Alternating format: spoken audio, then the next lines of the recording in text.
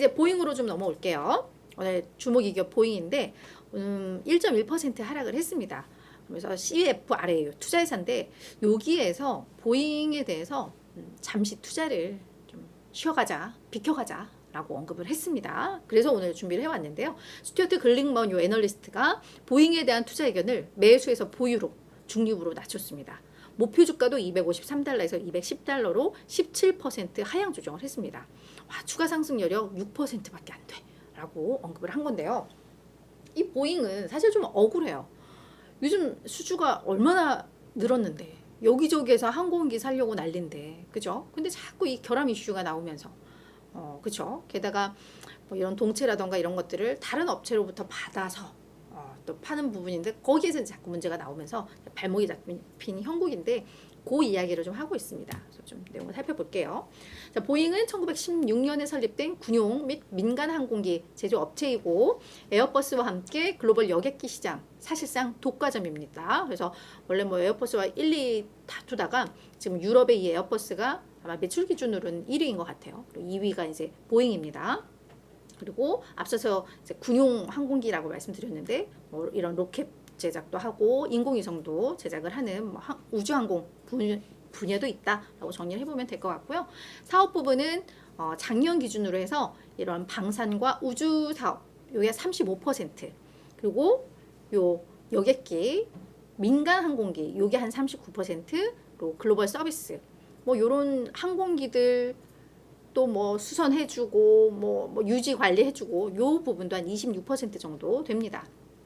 가장 큰 이슈는 스피릿 에어로 시스템즈로부터 납품받는 737 맥스 동체 부품 결함 이슈, 그게 요즘 가장 큰 최근의 이슈라고 보시면 될 것 같고요.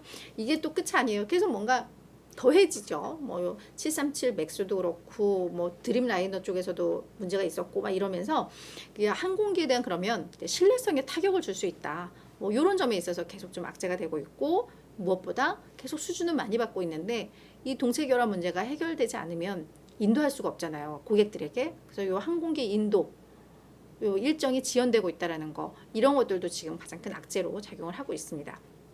그래서 보잉에서 당초 요 생산량 목표치 같은 것들을 이야기를 하고 있는데요. 현재 약 400대에서 450대, 2023년에는 요게 목표치였는데 요것도 달성 가능성이 좀 낮다는 이제 이야기가 나와요. 왜냐하면 1분기에 약 113대 생산을 했었고 2분기에 103대를 생산을 했습니다. 그 3분기에는 지금 요 결함 이슈 때문에 약 70대 정도로 예상이 되고 있고, 그러면 요 400대에서 450대 목표치를 맞추려면 4분기에는 114대에서 164대 정도를 생산을 해야 되는데 요것도 달성 가능성이 좀 낮다. 왜냐면 요 결함 이슈가 언제까지 지속될지 모르겠고 이게 계속 이연이 되면 요 목표치 달성이 어려울 수도 있다라는 게 월가의 분석입니다. 그리고 보잉에서는 2025, 2026년에는 우리가 월 50대씩, 그래서 약 600대 생산할 것이다 라는 목표치를 좀 새롭게 최근에 제시한 바가 있는데요. 요거에 대해서도 이따가 평가가 좀 나옵니다. 그리고 최근에 또 주요한 또 주목할 만한 이슈는 이것도 보잉에서 전망치를 내놓은 거긴 한데요. 중국이 2042년, 20년 뒤겠죠. 그때 항공기 수요가 우리가 당초 예상했던 건 8,485대인데 이게 8,560대로 더 늘어날 것 같아. 얘들이 그 자국 안에서 어떤 여행들도 늘면서 항공기에 대한 수요가 늘고 있는 것 같아 라고 하면서 이런 걸 상향 조정을 한 게 있는데 이것도 꽤 중요한 이슈긴 해요. 그래서 이제 중국도 우리에게 매우 큰 시장이 될 거야 라고 언급은 하긴 했었습니다. 그래서 이런 전망치들도 있었던 그런 상황이고, 그 보잉 같은 경우에는 팬데믹 때 사실 뭐 하늘을 날지는 않았잖아요, 비행기들이. 그러다 보니까 뭐 각 여행사들이나 뭐 이런 곳에서 보잉에게 뭐 항공기 발주를 하지를 않았겠죠. 그러니까 그때 얼마나 힘들었겠어요. 그래서 몇 년 동안 적자 상태가 심각하다가 이제야 조금 이제 흑자 전환 기대. 그래서 처음에는 이제 3분기부터 흑자 전환하지 않을까 뭐 이랬었는데 이게 조금씩 늦어지고는 있는 상황이에요. 그래서 올해 한 4분기 이때는 그래도 흑자 전환하지 않을까 이런 기대감들은 나오고 있는데, 앞서 말씀드렸듯 요 항공기 결함 문제가 계속해서 좀 발목을 잡고 있다라고 보시면 될 것 같습니다. 자, 우리 스튜어트 글링먼 애널리스트 의견을 좀 보자면 단기적 악재가 정말 겹겹이다라고 하고 있습니다. 일단 품질 관리 문제로 이 품질 관리 문제를 이게 어느 정도의 문제인지를 생각을 한다면 우리가 지금 투자 의견 목표가 하향 조정한 거 이게 타당한 거 아니야? 라고 반문을 하고 있습니다. 그래서 앞서 지난 6월에도 787 드림라이너 요것도 이제 결함 문제 있어가지고 그때도 이제 문제가 있었는데 이거에 이어서 이제 가장 인기 기종인 737 맥스마저도 이제 결함 이슈가 터졌다라고 하면서 문제 해결이 계속 좀 지연되는 조짐이고 그렇게 되면 배송 일정의 차질 불가피하다. 그러면 뭐 실적도 안 좋을 수밖에 없고 그러면서 앞서서 이제 이야기했던 것처럼 보잉이 2025년에서 2026년에 737 항공기 라인 월 50대 우리 뭐 생산 인도를 목표치라고 제시를 했는데 뭐 이게 되면 좋겠지만 이 애널이 봤을 때는 보잉에서 여전히 너무 낙관적인 전망치를 내놓고 있다라는 판단이 든다라고 평가를 한 겁니다. 그래서 그 평가 자체 자기들이 전망치 내놓으면 우와 막 다들 뭔가 기대가 된다라고 하겠지만 너무 높게 잡았어라고 약간 평가 절하를 한 거죠. 그래서 이런 것들을 고려해서 내년에 수익 전망치를 하향 조정을 했습니다. 당초 EPS를 한 6달러 정도 예상을 했던 걸 5.4달러 정도로 팍 낮췄어요. 그러면서 이제 실적이 언제 이 개선 기대감이 낮아진다는 게 뭐 이런 이야기인 것 같습니다. 다만 이 스튜어트 글링먼이 보잉에 대해서 아예 돌아선 거는 아니에요.